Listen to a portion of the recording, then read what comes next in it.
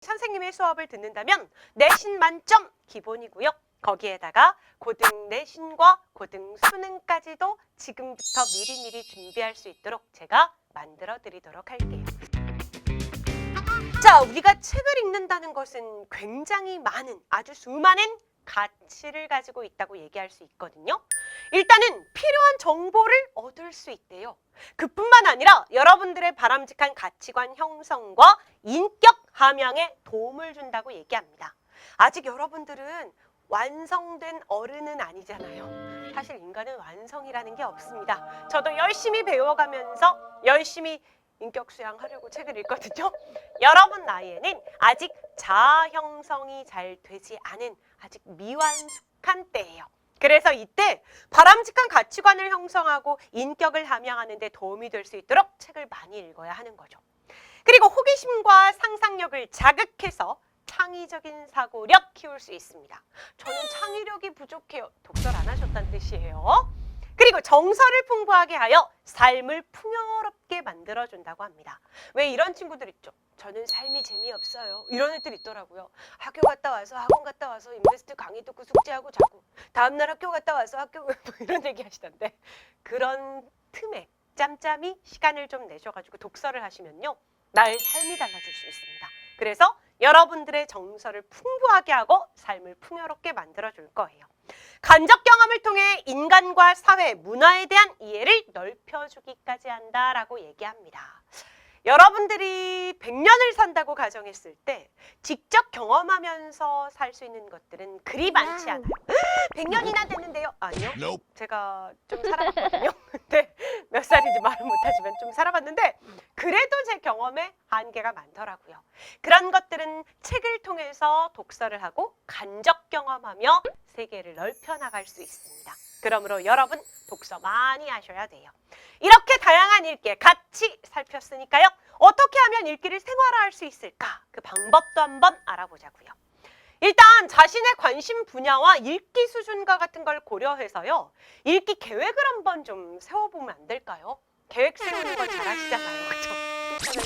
그렇죠? 그리고 동아리 만들어 친구들과 함께 책 읽는 것도 좋고요.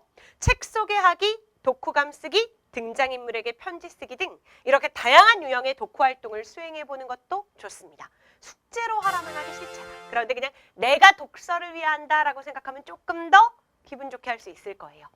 그리고 학급문고나 서점, 도서관 등을 적극적으로 활용하기라고 얘기합니다.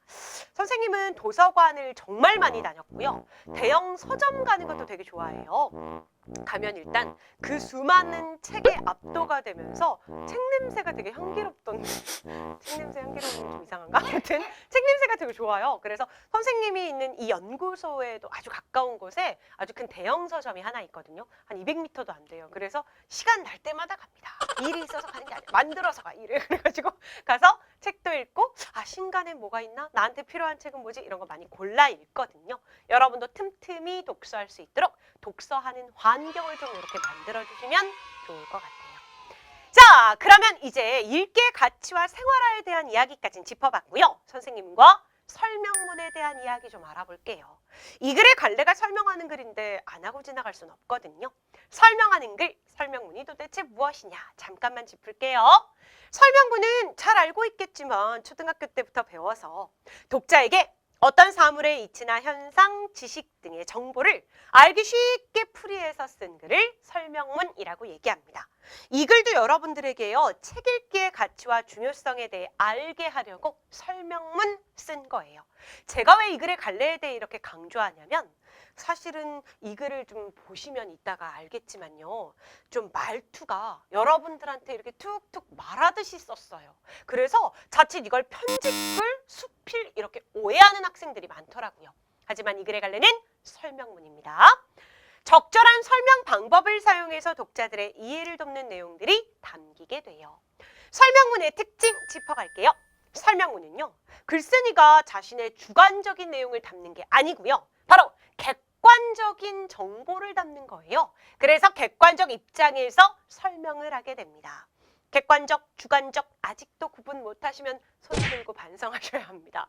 객관적이라는 것은 사실을 이야기할 때 우리가 객관적이라고 해요.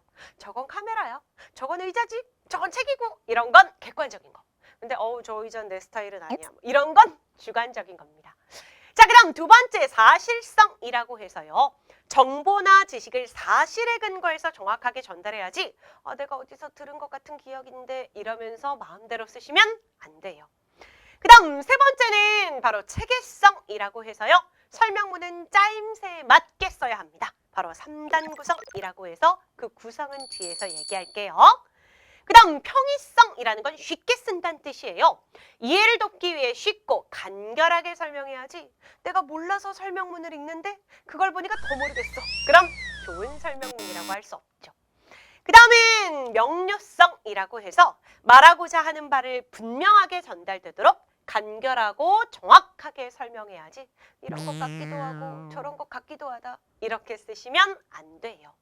2학년 과정에서 설명문 진짜 많이 강조할 거고요.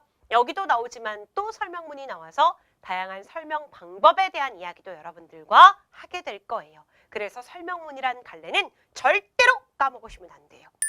자, 이제 그럼 설명문의 구성, 아까 체계성이라고 해서 3단 구성 얘기했었잖아요. 그래서 설명문의 구성 살펴볼게요. 일단 설명문은 처음 부분에다가 독자의 관심이나 호기심을 유발할 만한 내용을 넣어주게 됩니다. 그래서 이 글을 계속 읽고 싶어지게 만들고요. 글을 쓴 동기, 설명 대상과 같은 것들을 소개해줘요. 내가 이 글을 왜 썼냐면 이라는 목적이나 동기를 밝히고요. 내가 말하고자 하는 대상을 소개하게 됩니다. 그런 다음 이제 가운데에 가면 대상에 대한 구체적인 설명으로 독자의 이해를 돕는 내용들 제시하고요. 다양한 설명 방식을 활용한다면 이 부분에서 활용하는 겁니다. 예시라든가 정의라든가 비교라든가 대조와 같은 것들이 여기에 쓰인다는 건데요. 차차 배울게요. 그 다음 끝부분에 가면 내용을 요약하고 마무리 지어주고요. 모든 설명문이 그런 건 아니지만 평가나 의견을 덧붙일 수도 있긴 합니다. 하지만 모든 설명문이 꼭 이런 걸 갖춰야 하는 건 아니에요. 그래서 끝부분은 요약, 정리, 마무리가 기본이다. 이렇게 알아두시는 게 좋습니다. 복습 꼼꼼하게 챙기시고요. 우린 다음 시간에 만나도록 할게요.